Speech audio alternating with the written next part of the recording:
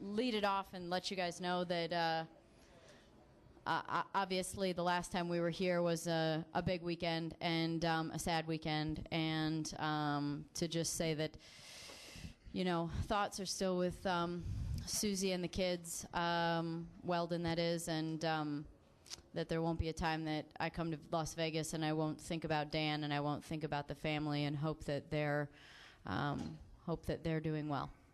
Okay. Thank you, Danica, for that. We'll go ahead and take some questions for Danica. As usual, we've got the wireless mics around, and we'll bring them to you if you give us your name and affiliation before you'd ask. We'll go ahead and start off here with Mike Massaro first. Danica, just picking up with what you just said, it's hard for any of us to imagine what it must be like for you to get on the racetrack today. What was it like?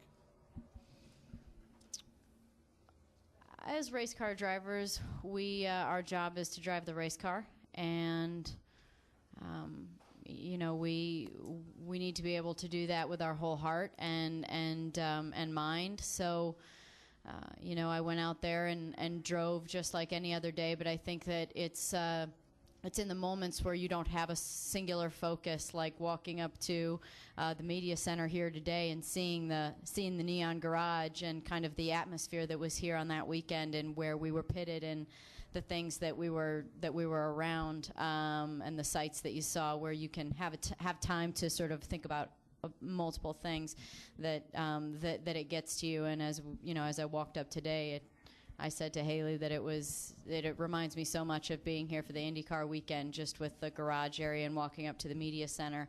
And so you're reminded in those moments.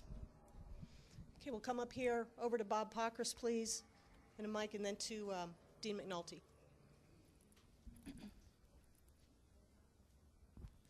Bob Pockris, Team Daily. Were you reminded about things while in the car and on the track and seeing things, or are you able to put it out of your head once you're in the car and practicing? I don't think it completely escapes you, but for the most part, you know, you're able to have something to focus on, one thing to focus on, and so I feel that I'm able to do that when I'm out on the racetrack, which is probably a really good thing, because you know, especially when you're trying to get the car to its very limit, you need to be able to focus on that one thing. But as I said, the thoughts outside of the car and being around, being in the surroundings, are when you remember so much. Mark Anderson, Las Vegas View Journal. Do you think once you get past this weekend that in the future maybe it won't stick with you as much, that the first trip back is just going to be the hardest? No. As I said, well, I think time is a healer for sure. But there won't be a time that I come here that I won't think of it. And all of the things that I did that week of the race, all of the different things, whether it was driving up and down the strip in our race cars, or going to certain restaurants, or being at the track and seeing certain things around us. You know, I think it will never completely escape, and that's what tragedy will do to you. Dean McNulty, Toronto Sun.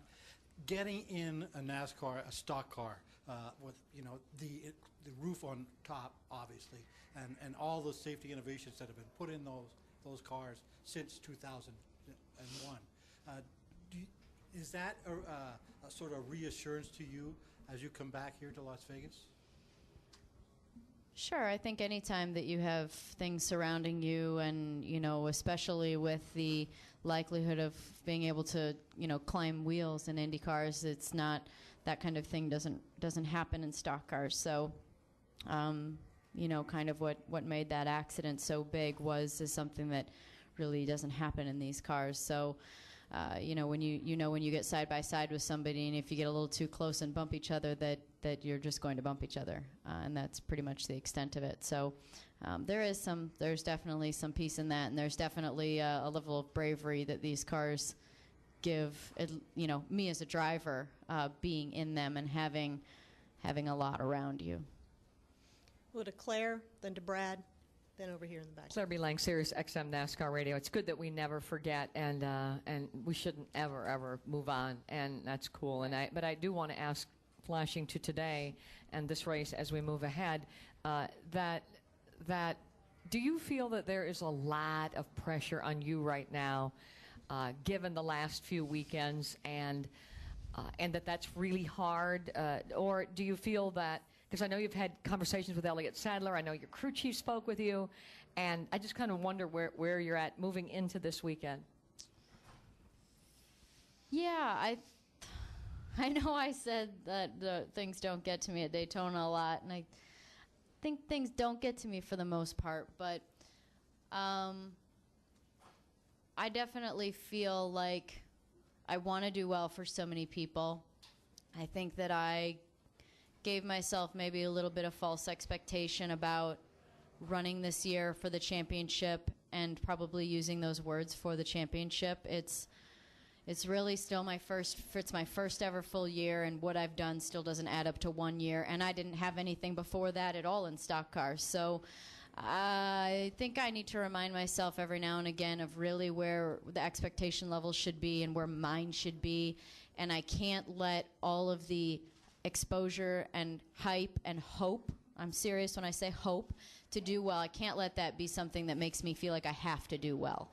And I think that got to me a little bit, and especially coming from Daytona and having such disappointing results, whatever happened or didn't happen on the track. It was just, I get attached to the results for sure. I mean, part of that is my job to get good results. So sometimes I dwell on that a little bit too much, and I need to remember that there are so many of these darn races, and you just need to move on.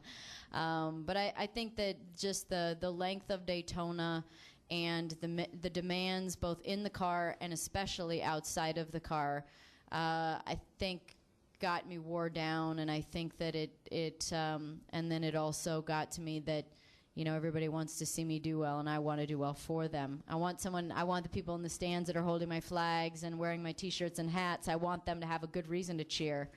And I think I let that get to me a little bit.